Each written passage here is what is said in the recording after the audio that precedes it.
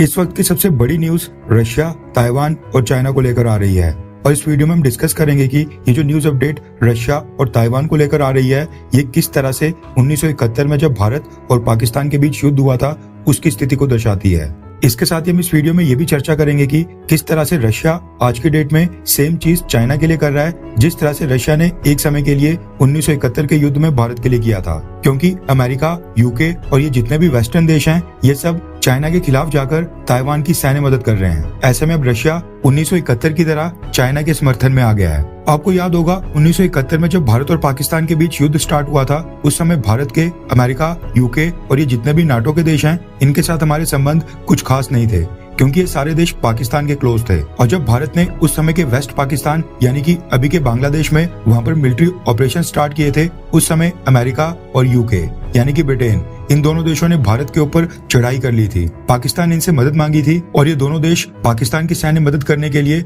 भारत के ऊपर हमला करने के लिए आ गए थे। उस समय अमेरिका की 7th फ्लीट साउथ वियतनाम में पोस्टेड थी, यानी वहां पर डिप्लॉयड थी, और अमेरिका ने अपनी उस पूरी नेवल टास्क फोर्स को, जिसमें की टोटल 10 वॉरशिप्स थे, उनको भारत के बे ऑफ बंगाल में भेज दिया था, यानी बे ऑफ बंगाल की तरफ रवाना कर दिया था, जिसमें उस समय का दुनिया का सबसे हैवी यानी 75,000 टन का न्यूक्लियर पावर्ड एयरक्राफ्ट कैरियर भी था, जिसके ऊपर उस समय 70 फाइटर एयरक्राफ्ट डिप्लॉय किए जा सकते थे। जबकि भारत की बात करें तो भारत के पास जो एयरक्राफ्ट कैरियर था यानी कि एनएस विक्रांत, वो खाली 20,000 टन का था और उसके ऊपर केवल 20 फाइटर एयरक्राफ्ट डिप्लॉय किए जा सकते थे। कहां पर अमेरिका का 75,000 टन का एयरक्राफ्ट कैरियर और भारत का 20,000 टन का एयरक्राफ्ट कैरियर। अब ये सिचुएशन साफ तौर पर क्लियर थी कि अमेरिका भारत के खिलाफ काफी स्ट्रांग था और अगर अमेरिका इस युद्ध में कूदता तो भारत के जीतने के बहुत ही कम चांसेस थे। और न सिर्फ अमेरिका बल्कि यूके यानी कि यूनाइटेड किंगडम, उसने भी अपने एक एयरक्राफ्ट कैरियर जिसका नाम था HMS ईगल, उसको अरेबियन सी की तरफ भेज दिया था। यानी अमेरिका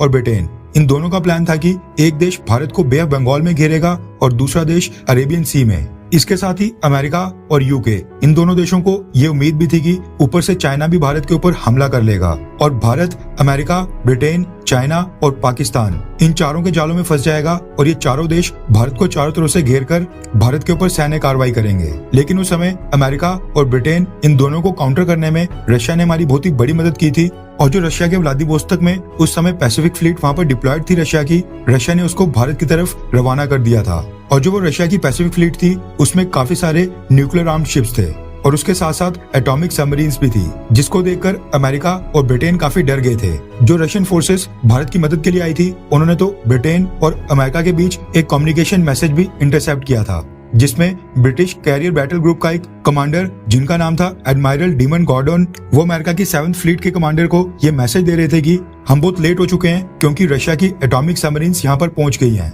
और उसके साथ काफी सारे बैटलशिप्स हैं, इसलिए हम इस सिचुएशन में कुछ भी नहीं कर सकते हैं। इसके बाद ब्रिटेन के जो भी एयरक्राफ्ट कैरियर्स और नेवल शिप्स थे वो मेडागास्कर की तरफ भाग गए थे और अमेरिका की जो टास्क फोर्स थी, जो 7th फ्लीट थी, वो बे ऑफ बंगाल यानी बंगाल की खाड़ी में एंटर होने से पहले ही वापस हो गई थी। इसके साथ ही रशिया ने चाइना के ऊपर भी काफी दबाव बनाया था कि ऊपर से चाइना भारत के ऊपर हमला ना करे, वरना रशिया और चाइना के संबंध इससे और भी खराब होंगे। अभी जो 1971 का युद्ध हुआ था उसके बाद भारत और रशिया उस समय से काफी क्लोज आ गए थे और भारत और रशिया के बीच जो पीपल टू पीपल कनेक्शन है वो भी काफी स्ट्रांग हो गया है और भारत के लोगों को आज भी रियलाइजेशन है, इस चीज का आभास है कि रशिया ने हमारी बहुत ही नाजुक समय में हमारी मदद की थी और उस समय अगर रशिया की पैसिफिक फ्लीट भारत की मदद के लिए नहीं आती तो आज की डेट में वेस्ट पाकिस्तान बांग्लादेश नहीं बन पाता। अब मसला ये हो गया है कि कई सारे थिंक टैंक्स अब सेम चीज चाइना को लेकर भी सोच रहे हैं, क्योंकि रशिया ने एक ऐसी चीज कर दी है जो 1971 के युद्ध की तरफ इशारा कर रही है और अब ये कयास लगाए जा रहे हैं कि जिस तरह से रशिया ने 1971 के युद्ध में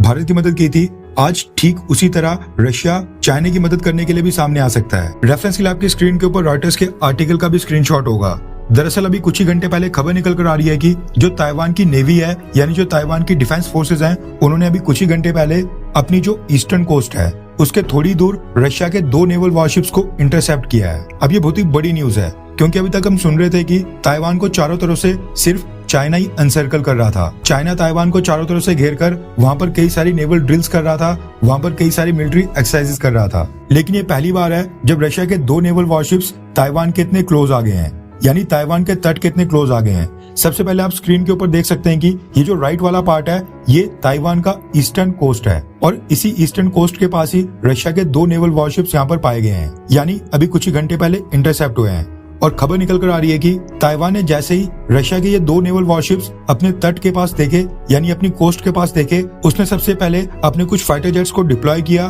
और रशिया के नेवल वॉरशिप्स को ट्रैक करने की कोशिश की। इसके साथ ही खबर ये भी निकल कर आ रही है कि ताइवान ने अपने जो शोर बेस्ड मिसाइल सिस्टम थे, जो ताइवान ने अपने तट के ऊपर लगा के रखे हैं, ताकि इनकेस अगर चाइना उनके ऊपर हमला करता है तो ये जो शोर बेस्ड मिसाइल डिफेंस सिस्टम्स हैं, ये अपने आप एक्टिवेट हो जाएं और चाइना के नेवल वॉरशिप्स के ऊपर हमला करें, उनको मिसाइल से टारगेट करें। खबर निकल कर आ रही है कि ताइवान ने रशिया के 2 नेवल वॉरशिप्स को देखकर अपने ये शोर बेस्ड मिसाइल डिफेंस सिस्टम को भी एक्टिवेट कर दिया था, और अगर रशिया के 2 नेवल वॉरशिप्स और भी क्लोज आते तो ताइवान के ये मिसाइल सिस्टम अपने आप एक्टिवेट हो जाते और रशिया के नेवल वॉरशिप्स के ऊपर हमला कर देते, यानी उनको मिसाइल हिट कर जाती और ये सिचुएशन और भी एस्केलेट हो सकती थी। इसके साथ ही ये जो शोर बेस्ड मिसाइल सिस्टम वाली न्यूज है, ये ताइवान की डिफेंस मिनिस्ट्री ने खुद ही दी है। अब अगर रशिया के ऊपर नजर डालें तो रशिया का कहना है कि उसकी जो पैसिफिक फ्लीट के 2 नेवल वॉरशिप्स ताइवान की कोस्ट के पास आ गए थे। ये एक्चुअली में ताइवान को टारगेट करने के लिए नहीं गए थे, बल्कि रशिया की पैसिफिक फ्लीट फिलीपींस सी के अंदर जाकर वहां पर एक लॉन्ग रेंज सी पैसेज की एक्सरसाइज कर रही है, जिसके लिए उन्होंने अपनी पैसिफिक फ्लीट के 2 नेवल वॉरशिप्स वहां पर भेजे थे। इसके ऊपर थिंक टैंक्स का कहना है कि अगर रशिया की पैसिफिक फ्लीट के 2 नेवल वॉरशिप्स एक्चुअल में फिलीपींस सी की तरफ जा रहे थे तो वो ताइवान से दूर वाला रूट भी ले सकते थे, लेकिन ताइवान के इतने क्लोज आ जाना और ताइवान के तट के पास आ जाना ये साफ तौर पर दर्शाता है कि रशिया के ताइवान को लेकर कुछ अलग ही प्लान्स हैं। वरना रशिया इस सिचुएशन में, जब रशिया और यूक्रेन के बीच इतना युद्ध छिड़ा हुआ है, इस समय तो रशिया अपने नेवल वॉरशिप्स को ताइवान की कोस्ट लाइन के पास बिल्कुल नहीं भेजता। इसलिए अब कई सारे थिंक टैंक्स ये कयास लगा रहे हैं कि जिस तरह से रशिया 1971 के युद्ध के समय भारत के डिफेंस में आ गया था, उसने अपनी एटॉमिक सबमरीन्स भारत के डिफेंस के लिए भेज दी थी, ठीक उसी तरह से कल को जब चाइना ताइवान के ऊपर हमला करेगा और ताइवान को अपने कब्जे में ले लेगा, उस समय रशिया चाइना के डिफेंस में आएगा। और अगर कोई भारी देश जैसे कि यूके या फिर यूएसए, इनमें से कोई भी ताइवान के डिफेंस में आता है और चाइना के ऊपर अटैक करने की कोशिश करता है, तो उस समय रशिया के नेवल वॉरशिप्स और जो रशिया की पैसिफिक फ्लीट है, जो कि व्लादिवोस्तोक में पोस्टेड है, यही फ्लीट चाइना के डिफेंस में भी आएगी।